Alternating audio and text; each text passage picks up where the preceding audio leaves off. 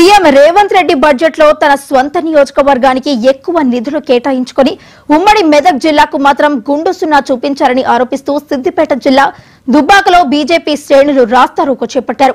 దీంతో రోడ్డుకు ఇరువైపులా పెద్ద ఎత్తున వాహనాలు నిలిచిపోయాయి.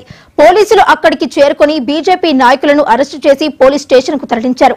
ఈ సందర్భంగా బీజేపీ రాష్ట్ర నాయకులు అంబటి బాలేష్ గౌడ్ మాట్లాడుతూ సీఎం రేవంత్ రెడ్డి తన స్వంత నియోజకవర్గానికి అత్యధికంగా నిధులు కేటాయించుకొని రాష్ట్రంలోని మిగతా 118 నియోజకవర్గాలకు మొండి చెయ్యి చూపించారని ఆరోపించారు. రేవంత్ రెడ్డి సర్కార్ పక్షపాతి ధోరణితో వ్యవహరిస్తోందని మండిపడ్డారు. సీఎం రేవంత్ తన వైఖరిని మార్చుకొని అన్ని నియోజకవర్గాలకు న్యాయం చేయాలని బాలేష్ గౌడ్ డిమాండ్ చేశారు.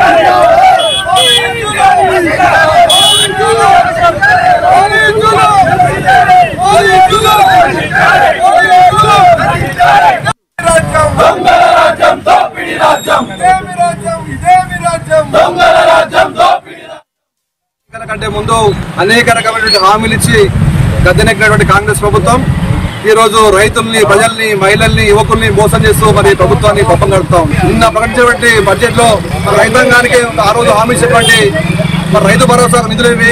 అదేవిధంగా మరి రుణమాఫీ కోసం మొన్న తూతు మంత్రంగా కొంతమందికి మాత్రమే రుణమాఫీ చేస్తూ ₹1,00,000 వరకు రుణమాఫీ చేస్తూ ఈ రోజు మరి పెద్ద మొత్తంలో ఉన్నటువంటి రుణమాఫీ డబ్బుల్ని మరి బడ్జెట్ లో కేటాయించకుండా మరి మరోసారి రైతులను మోసం చేయడానికి మరి కాంగ్రెస్ పార్టీ కుట్ర చేస్తా ఉంది. అదేవిధంగా మరి ఎన్నికల కంటే ముందు మరి 6 గ్యారెంటీల ఒక పేరుతోటి మరి గద్దెనెక్కినావు. మరి 6 గ్యారెంటీల కోసం మరి ఎన్ని నిధులు కేటాయించినావు? మరి 6 గ్యారెంటీల లోపల మరి పెన్షన్ రూపాయలు ₹4,000 పెంచుతామని చెప్పినటువంటి ప్రభుత్వం మరి పెన్షన్ల కోసం మరి డబ్బు ఎంత కేటాయించి ఇది లోపల మరి ప్రజలకు తెలియజేయాలి. తెలంగాణ ప్రభుత్వం నిన్న ప్రవేశపెట్టినటువంటి బడ్జెట్ లో మా దుబ్బాక నియోజకవర్గానికి ఉమ్మడి మెదక్ జిల్లాలో ఉన్నటువంటి ఏ నియోజకవర్గానికి కూడా ₹1 కేటాయించకపోవడం అనేది దుబ్బాక నియోజకవర్గ భారతీయ జనతా పార్టీ పక్షాన మేము ప్రభుత్వ వైఖరిని తీవ్రంగా వ్యతిరేకిస్తా ఉన్నాం.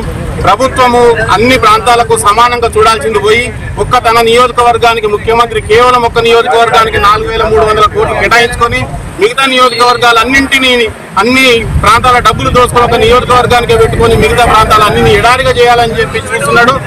ఈ రేవంత్ రెడ్డి ప్రభుత్వం ఈ విధంగా కొనసాగే పరిస్థితి లేదు. ప్రజల నుంచి ఈ రోజు రేవంత్ రెడ్డికి తీవ్ర వ్యతిరేకత వస్తుంది. అన్ని ప్రాంతాలని సమదృష్టితో చూడాల్సినటువంటి ప్రభుత్వం ఒక్క ప్రాంతాన్ని, ఒక్క నియోజకవర్గాన్ని అభివృద్ధి చేసుకునే విధంగా ఉంటే ప్రజలు క్షమించరు.